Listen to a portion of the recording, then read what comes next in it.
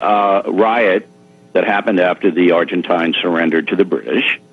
A, quote, relatively tame riot. All right, this is the article written by Richard Mislin on June 15th, 1982, and I'm quoting. Policemen firing tear gas tonight dispersed thousands of angry Argentines who had massed in front of the presidential palace to condemn the government surrendering to the British on the Falkland Islands. As the crowd chanted increasingly bitter invective at the government before the speech, reflecting sorrow, anger, and disbelief of the public here over the loss, police in riot gear moved in, firing tear gas canisters and roaring through the Plaza de Mayo on motorcycles. Hundreds fled to the side streets, shouting obscenities as the police fired acrid gas. Others ripped down wooden street signs, set them afire in the plaza. Fires appeared in several nearby intersections as demonstrators threw waste baskets into them, then set them ablaze to slow the police.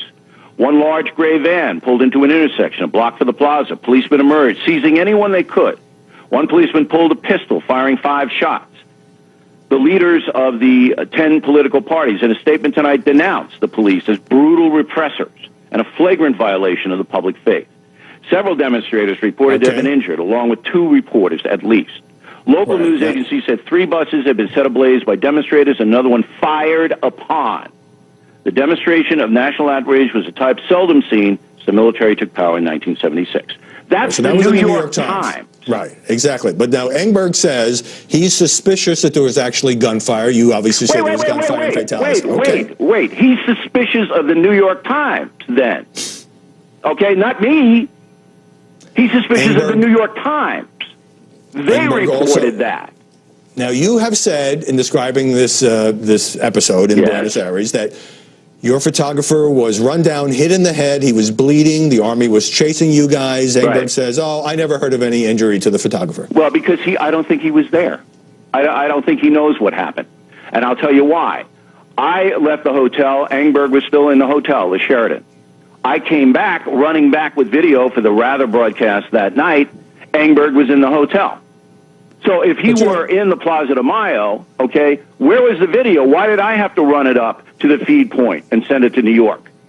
So I don't know if he was even there. And I'd like everybody to ask him, were you there? Okay. Because his reputation, his nickname was Room Service Eric, that he never left the hotel. One more point from the Engberg Facebook posting. He says that you violated the bureau chief's orders by having your cameraman turn on the lights to shoot some footage. That footage, of course, later used by CBS News. Totally absurd. I was there in the daytime. No order was given to me about anything. We turned on a light one time so I could do a stand-up with people falling all over around me on a side street. It lasted for about 30 seconds. I didn't know of any order or anything like that. I was working. Okay, I was working this whole situation. I mean, this is such a smear. It is unbelievable. I went to Montevideo on June 13th, Montevideo, Uruguay.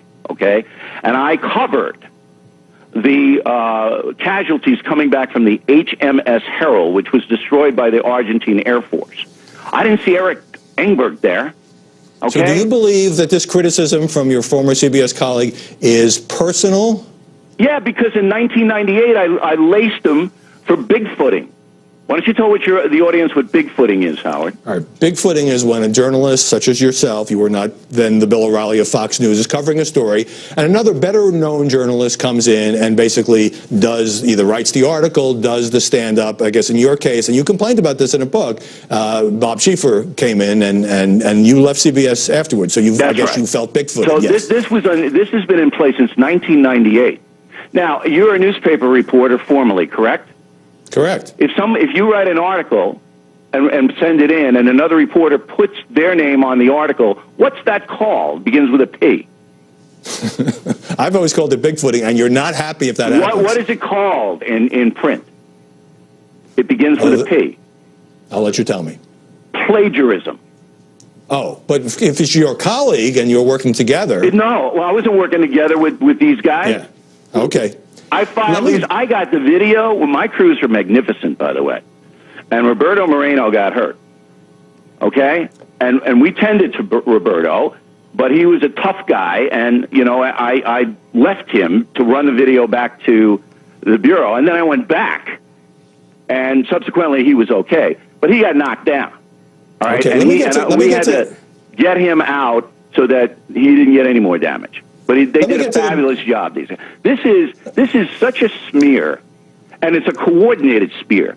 Do you know that Eric Engberg was written about by Bernie Goldberg in his book Bias as one of the worst correspondents on CBS News? And Bernie goes into how he smeared Steve Forbes. Did you know that? I've read the book. I know there's some animosity there. I know Bernie Goldberg obviously is part of your program. So again, part of my program? He was working at CBS then. No, of course. Howard? I'm saying that he is now a Fox News contributor. Look, yeah, it doesn't matter. He wrote that book far before he was on Fox. Bernie did. I understand when he left CBS. Let me get you to the bottom line here, because seems to me in my analysis of this,